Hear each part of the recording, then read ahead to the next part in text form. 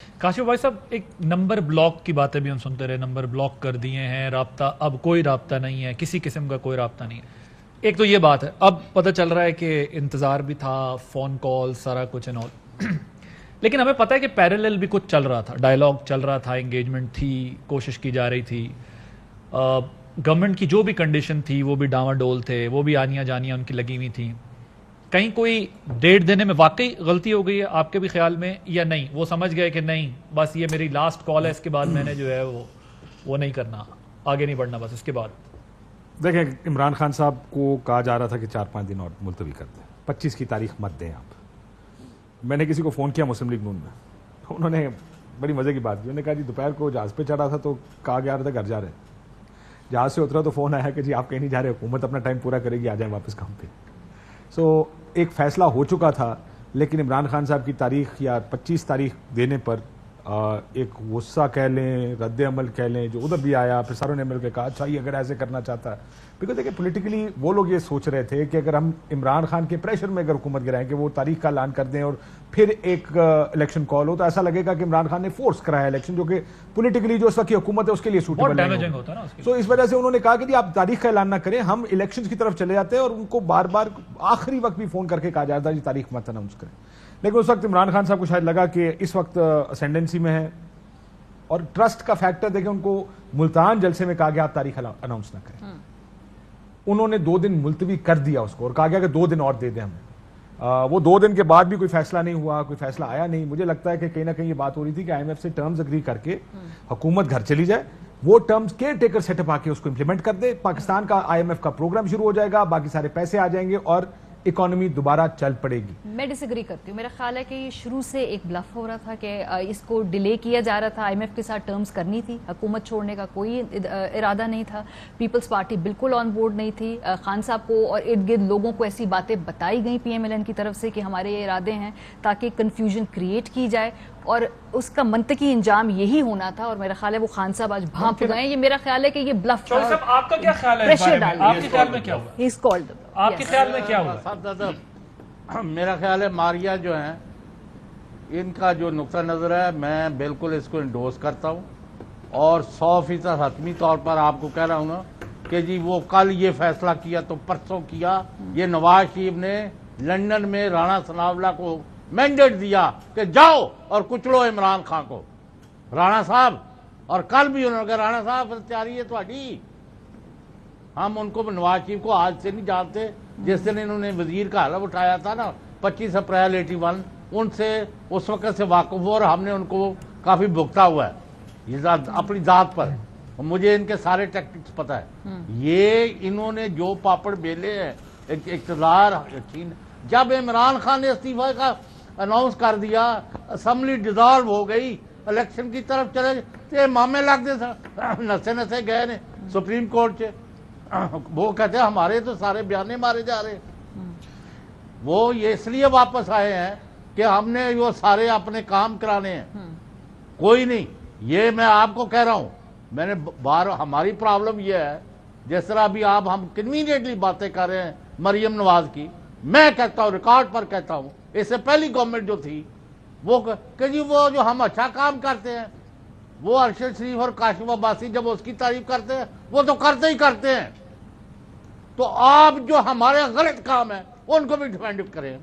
میں کہ جی ایسی کوئی تاڑے کو مطلب مربع الاٹ کرایا جڑا انہوں نے ڈیفینڈ کریے، what is this, can not defend any thing wrong, یہ ان کا بھی المیہ تھا۔ آج تو یہ تو سراسر وہی غلط باتیں کریں۔ مجھے آج میں نام نہیں بتاؤں گا اور نہ آپ میرے سے پوچھیں، جب شہباز شریف وزیر اعظم بن گئے تو میں نے اعلیٰ ترین سطح پر and you most of you know what I am seeing, تو میں نے کہا جی یہ الیکشن کا کب تک ہے، یہ میں پنڈی پشاور کراچی جہاں کا مرضی آپ سمجھ لیں، انہوں نے کہا 4 ہفتے جمع 3 ہفتے، جی تو یہ مئی کا لاسٹ ویک بنتا ہے، انہوں نے کہا اس وقت اناؤنس ہو جائے گا۔ اب ان کو آنا شروع ہو گیا مزہ، حافظ جی حلوہ کا، انہوں نے کہا حافظ کا ہی بنے ہیں، تو وہ اپنا یہ چاہتے ہیں کہ فوج کچلے لوگوں کو اور ہم بیٹھے مزے اڑائیں، تو یہ ہونا نہیں ہے۔ میں نے پہلے بھی کہا تھا، اب بھی ڈنکے کی چوٹ کہہ رہا ہوں، عمران خان جیت چکے ہیں.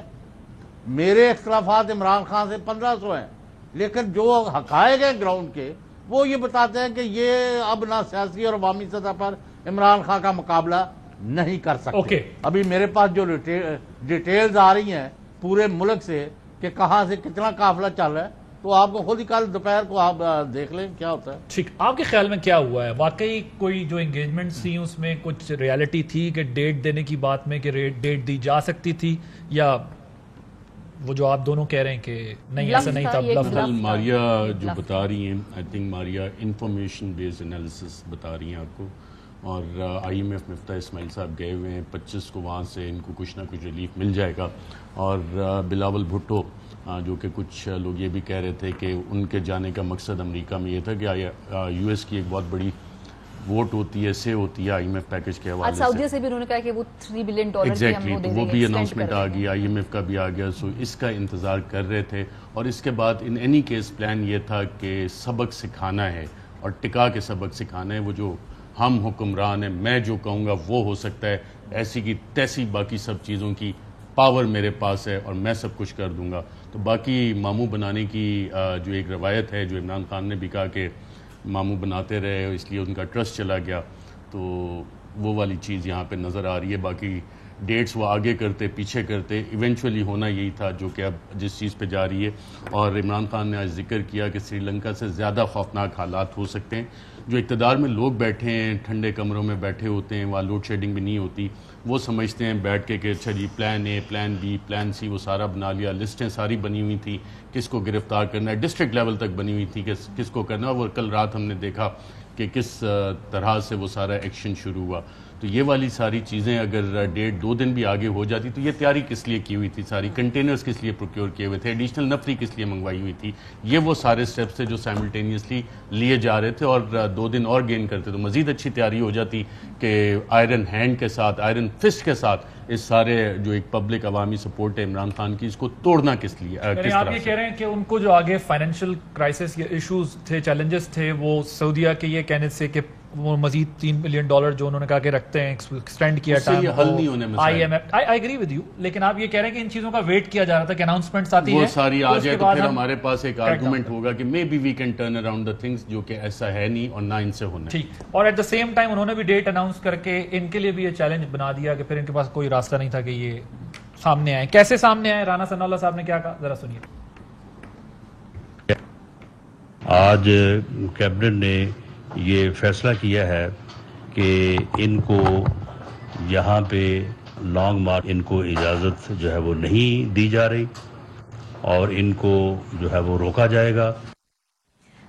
روکا جائے گا. ساتھ ساتھ یہ بھی رانا صاحب نے کہا کہ 144 جو ہے اس کو نافذ کر رہے ہیں، اور یہ خدشہ ظاہر کیا کہ ان کے پاس اسلحہ بھی ہے. تو یہ اسلحہ والی بات بھی پی ایم ایل این والے جو ہیں بار بار یہ بات کہہ رہے ہیں. تو اس وقت ہم نے اتحادی جماعتوں کے ساتھ مل کر یہ فیصلہ کیا ہے، پنجاب میں دفعہ 144 کا نفاذ کیا جا رہا ہے، اس پر فوری عمل درآمد کرایا جائے گا.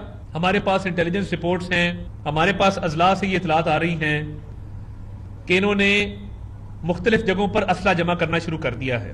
یہ اسلحے والی بات ابھی خواجہ آصف صاحب نے بھی 8 بجے کے انٹرویو کے اندر کی. کاشف صاحب، مریم صاحبہ نے بھی کہا کہ جی یہ اسلحہ لے کر آ رہے ہیں.